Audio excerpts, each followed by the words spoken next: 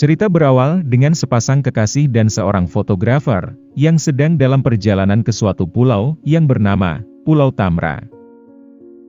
Dahulu, pulau ini adalah tempat untuk mengurung para iblis yang suka merusak di muka bumi. Lalu, para iblis itu disegel oleh para dewa dan dikurung di dalam sebuah patung yang berada di pulau ini. Sepasang kekasih itu datang ke pulau ini untuk foto prewedding mereka sebelum pernikahan. Lalu mereka menemukan sebuah patung yang menarik perhatian mereka, dan mereka meminta fotografernya untuk mengambil gambar mereka berdua bersama patung tersebut. Namun, saat mereka memperhatikan patung itu tiba-tiba hancur dan mengeluarkan asap hitam lalu masuk ke tubuh mereka berdua.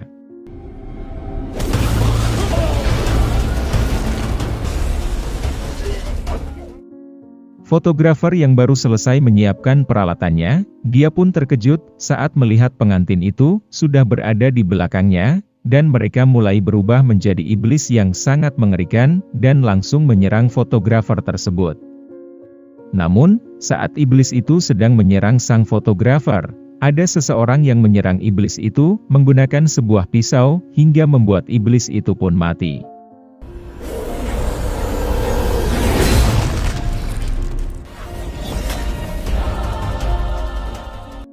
Dan orang itu bernama Van. Dia adalah seorang pemburu iblis yang menjaga pulau ini dari serangan para iblis. Kita beralih ke seorang pendeta muda yang sedang melakukan pengusiran hantu yang berada di luar negeri. Dan dia bernama John. Dulunya dia adalah orang dari Korea. Namun, saat berumur 10 tahun dia pergi ke luar negeri karena mau diadopsi oleh seorang pendeta, hingga dia tumbuh dewasa dan menjadi seorang pendeta muda yang memiliki banyak prestasi saat melakukan pengusiran hantu di tubuh manusia.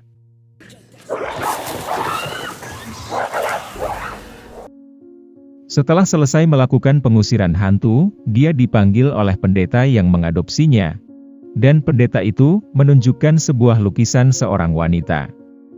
Lalu, pendeta itu memberitahu sebuah ramalan, kalau wanita yang ada di lukisan itu adalah seseorang yang akan menyelamatkan umat manusia dari kegelapan dikarenakan ulah para iblis. Namun, dikarenakan ada seorang pria kegelapan di kehidupannya, wanita itu pun terbunuh oleh pria kegelapan itu, sehingga dia gagal menjalankan tugasnya dan harus menunggu lagi untuk bereinkarnasi kembali. Setelah selesai menceritakan ramalan di lukisan itu, pendeta itu memberitahu John kalau dia mendapatkan kabar dari temannya yang berada di Korea, kalau temannya sudah menemukan orang yang menjadi reinkarnasi wanita di ramalan itu. Dan pendeta itu meminta kepada John untuk pergi ke Korea dan membantu temannya untuk menjaga wanita yang ada di ramalan itu. Lalu John pun setuju untuk pergi ke Korea dan membantu menjaga wanita itu. Scene berpindah ke seorang wanita yang sedang memamerkan sebuah lukisan yang dibuat oleh seorang seniman terkenal yang sedang dipajang di hotelnya. Dan dia bernama Won Mi-ho. Dia adalah anak dari pemilik Daehan Group yang memiliki hotel ini, serta dia yang akan menjadi pewarisnya. Setelah selesai melakukan pameran lukisannya, dia pun pergi untuk kembali ke rumahnya dan beristirahat. Namun, dalam perjalanan pulang, ada seseorang yang sengaja menghentikan laju mobilnya, sehingga terlihat seperti kecelakaan.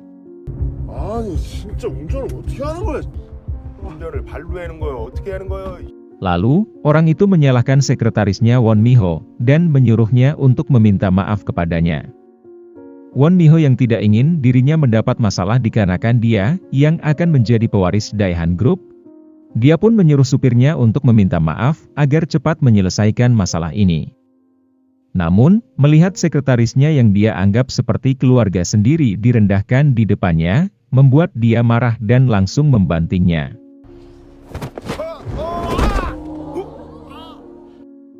Namun ternyata, itu adalah jebakan yang dibuat untuknya, dan orang-orang itu adalah suruhan dari salah satu keluarganya di Daehan Group, yang ingin membuat Won Mi-ho gagal menjadi pewaris Daehan Group, dan membuat dia dipermalukan.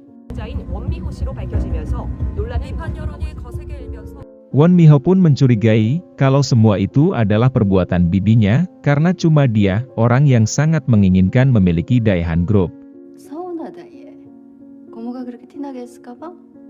Karena kejadian itu, Won Miho pun dipanggil ayahnya, dan dia pun dimarahi, dikarenakan perbuatannya, membuat saham di perusahaan menjadi menurun. Pamannya yang tidak tega melihat Won Miho terus dimarahi, dia pun menyarankan Won Miho untuk mundur dari jabatannya, dan menenangkan diri ke suatu tempat, sambil menunggu masalahnya selesai. Karena tiada pilihan lain, dia pun menuruti saran pamannya sambil berjalan keluar. Lalu, dia menyuruh anak buahnya untuk menyelidiki 2 orang semalam yang membuat masalah dengannya. Kemudian, pamannya pun datang untuk menghiburnya, karena dia terkesan terhadap teknik bantingannya kepada 2 orang semalam. Karena pamannya tahu kalau dia dulu adalah pengajar saat kuliah, dia pun menyarankan Won Miho untuk menjadi relawan di sekolahan yang berada di Pulau Jeju. Di keesokan harinya, dia pun pergi ke Pulau Jeju, ditemani dengan sekretarisnya yang sedang tidur sambil mendengkur. Sesampainya di bandara, saat dia berjalan keluar, dia merasakan hal aneh di dalam tubuhnya. Hingga membuat wanita tua yang hidup di pulau ini, merasakan kalau seseorang yang dia nantikan, sudah datang ke pulau ini. Dan saat dia berjalan ke parkiran untuk mencari mobilnya, dia dihadang oleh seorang iblis, yang merasakan kehadirannya di pulau ini. Lalu, iblis itu pun langsung mengejarnya, hingga membuat Won Miho terpojok dan masuk ke dalam mobil box.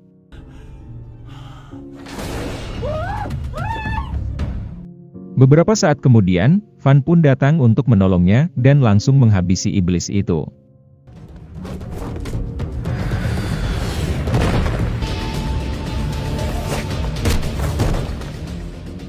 Setelah menghabisi iblis itu, Fan pun melihat keadaan Won Miho, apakah dia baik-baik saja.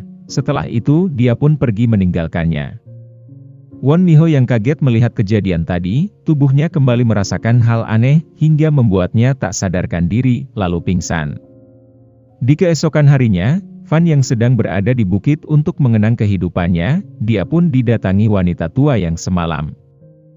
Yang ternyata, dia adalah seseorang yang Fan anggap seperti orang tua sendiri, karena dia yang selalu merawatnya, dan dia juga mengetahui kalau Fan memiliki kehidupan yang abadi.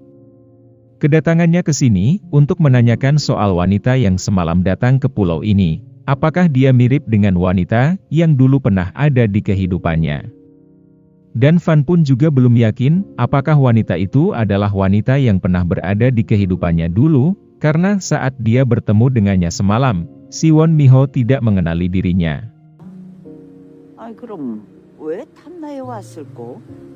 Beralih ke Won Miho yang sudah tersadar dan dia sedang memperkenalkan diri di sekolahan tempat dia akan mengajar. Dan alasan dia ingin ke pulau ini, karena dia juga ingin bertemu dengan teman lamanya sambil mengajar di sekolah ini.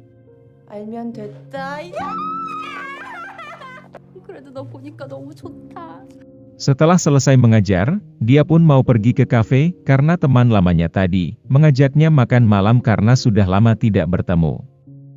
Saat dalam perjalanan ke kafe, dia pun mendapatkan kabar dari anak buahnya, yang dia suruh untuk menyelidiki 2 orang yang membuat masalah dengannya tempo hari, serta anak buahnya mengirimkan sebuah foto kepadanya.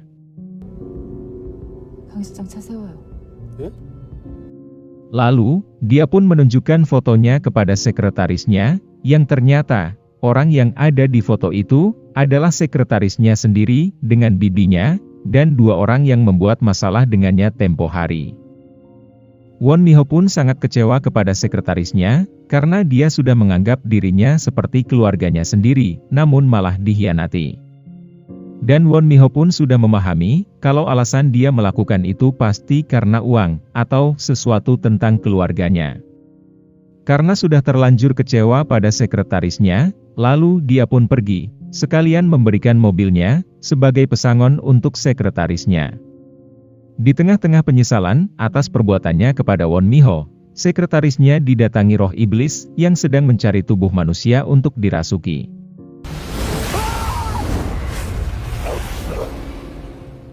Lalu, iblis itu mendatangi Won Mi-ho, dan langsung menyerangnya dan ingin membunuhnya. Untungnya, Fan datang tepat waktu untuk menolongnya, dan tanpa banyak bicara, dia pun langsung menghadapi iblis itu, lalu memusnahkannya.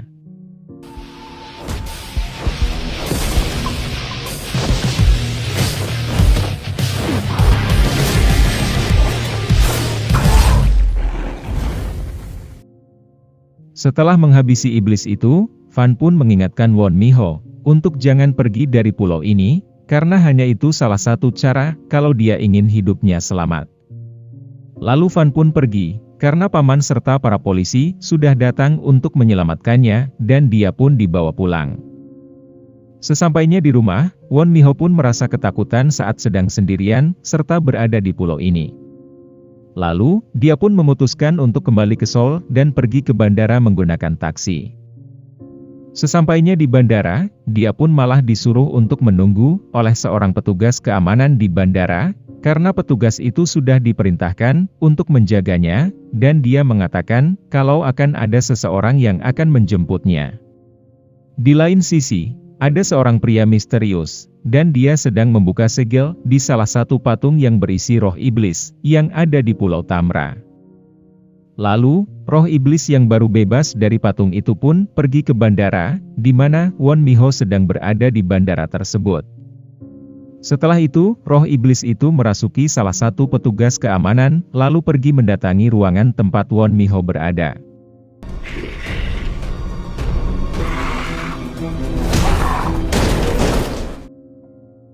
Won Mi-ho yang ketakutan, pergi meninggalkan bandara itu, menggunakan mobil yang dia curi dari seseorang yang berada di parkiran. Namun, iblis itu terus mengejarnya, hingga sampai membuat Won Mi-ho menabrak penghalang jalan.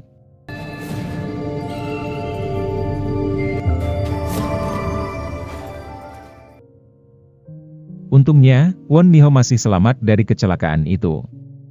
Namun, dia pun harus kabur lagi dikarenakan iblis itu juga masih mengejarnya. Hingga tak sadar, dia pun berlari sampai masuk kembali ke dalam hutan yang ada di Pulau Tamra. Lagi-lagi, Fan pun tiba-tiba muncul, entah dari mana. Kemudian dia pun langsung menghabisi iblis itu lagi.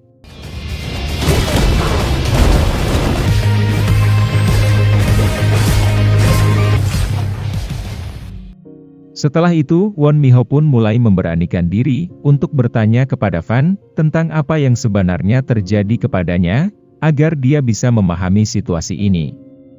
Lalu, Fan pun memberitahunya kalau para iblis yang dia bunuh akan berubah menjadi sebuah batu.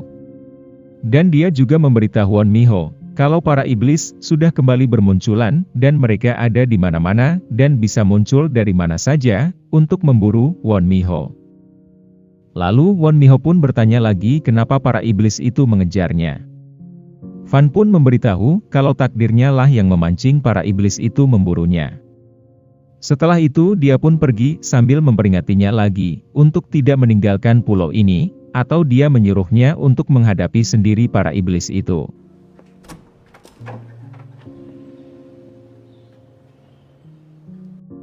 Kita beralih ke John yang sudah sampai di Korea.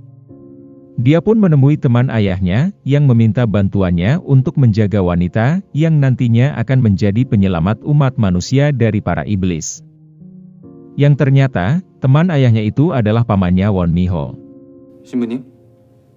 Paman Won Mi-ho pun juga tak menyangka, kalau John adalah orang Korea, yang sudah menjadi pendeta muda dan sudah mendapat banyak pencapaian di bidang pengusiran hantu.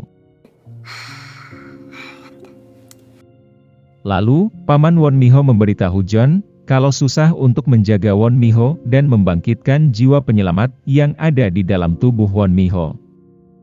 Mendengar hal itu, John pun semakin semangat dan meyakinkan pamannya Won Mi-ho, kalau sebenarnya, dia itu jauh lebih kuat dari yang dia bayangkan. Ditambah lagi, dia pun tak sabar untuk segera bertemu dengan Won Mi-ho, dan dia juga penasaran dengan seorang pria kegelapan yang membunuh wanita penyelamat yang ada di ramalan itu. Setelah itu, dia pun pergi ke dalam hutan di Pulau Tamra, karena pamannya Won Mi-ho mengatakan, kalau dia pernah melihat pria kegelapan itu sekali di Pulau Tamra. Dia pun menjadi penasaran dan melakukan penyelidikan ke dalam hutan. Saat dia berjalan, dia pun akhirnya menemukan tanda bekas pembunuhan iblis.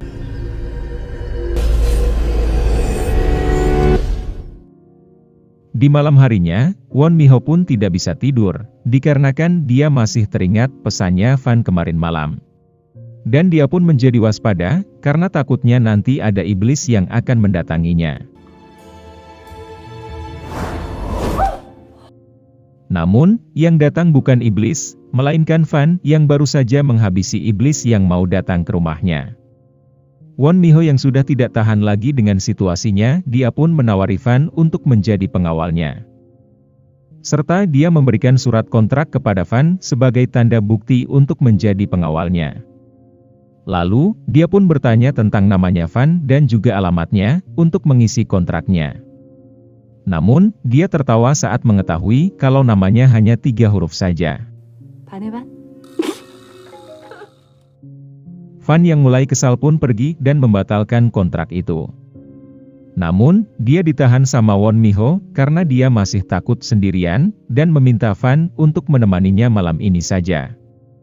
Fan yang kasihan karena melihat Won Miho yang sudah sangat kelelahan. Dia pun akhirnya menemaninya agar dia bisa tidur nyenyak. Namun, saat Fan melihat tanda lahir seperti bekas tusukan pedang di dadanya Won Miho, dia pun teringat tentang kehidupannya di masa lalu. Di mana dulunya dia hanya anak manusia biasa. Namun, desanya diserang oleh para iblis, hingga membuat desanya hancur dan orang tuanya meninggal. Setelah itu, dia ditemukan oleh seseorang dari kuil yang sedang memeriksa desa itu. Dan dia dibawa ke suatu tempat bersama dengan beberapa anak lainnya yang selamat dari kehancuran desanya. Dan di tempat itu, ada seorang biksu yang memperlihatkan kepada mereka salah satu iblis terkuat yang sudah terkurung di Pulau Tamra ini ribuan tahun yang lalu. Dan sang biksu itu memberitahu kalau tidak mungkin melawan para iblis di luar sana, hanya dengan menggunakan kekuatan manusia biasa.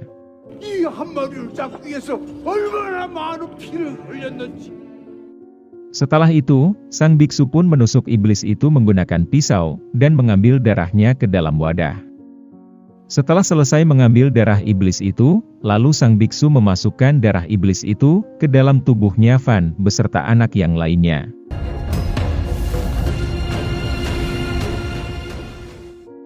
Di pagi harinya, dari beberapa anak yang dimasukkan darah iblis, hanya mereka berdua yang berhasil selamat, dan salah satunya adalah Fan. Lalu, sang biksu mengatakan kalau mereka berdua yang akan menjadi pembantai para iblis di pulau ini. Selanjutnya, mereka berdua dilatih oleh para biksu agar memiliki keterampilan bertarung saat besar nanti. Di tengah-tengah latihannya, Fan melihat seorang perempuan yang sedang memerhatikannya, dan dia adalah Won Miho di kehidupannya yang dulu. Dan Won Miho adalah salah satu anak yang diasuh oleh sang biksu. Di malam harinya, karena tak tega melihat kondisi Fan, Won Miho pun mengajak mereka berdua untuk kabur dari kuil ini. Lalu dia membuka rantai yang ada di kaki mereka berdua. Namun, Fan yang tiba-tiba berubah menjadi iblis, langsung menggigit lengannya Won Miho, dan setelah menggigit lengannya, dia pun kembali normal. Karena sudah tidak ada waktu, Won Miho pun segera mengajak mereka pergi dari tempat ini.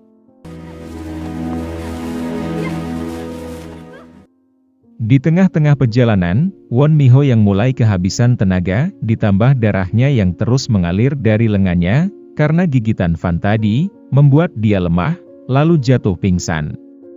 Melihat orang yang peduli dengannya jatuh sakit karena gigitannya, Fan pun merasa bersalah kepada Won Miho. Lalu, dia memutuskan untuk membawanya kembali ke kuil, agar bisa segera diobati lukanya. Lalu mereka berdua pun dimasukkan kembali ke penjara, dan mereka pun dihukum cambuk, karena sudah kabur dari tempat ini. Beberapa hari kemudian, Won Miho pun datang kembali, untuk melihat kondisi mereka, serta dia mau berpamitan kepada mereka berdua, kalau dia akan pergi untuk berlatih dan memperkuat kemampuannya. Dan dia berjanji kepada mereka berdua, kalau dia akan datang kembali untuk menyelamatkan mereka berdua. Setelah sekian lama, akhirnya mereka bertiga pun bertemu, setelah mereka bertiga sudah pada beranjak dewasa. Namun tak disangka, pertemuan itu malah menjadi akhir dari kehidupan Won Mi-ho. Dikarenakan Fan tiba-tiba kembali berubah menjadi iblis, dan langsung menusuk dada Won Mi-ho menggunakan pedangnya hingga tewas.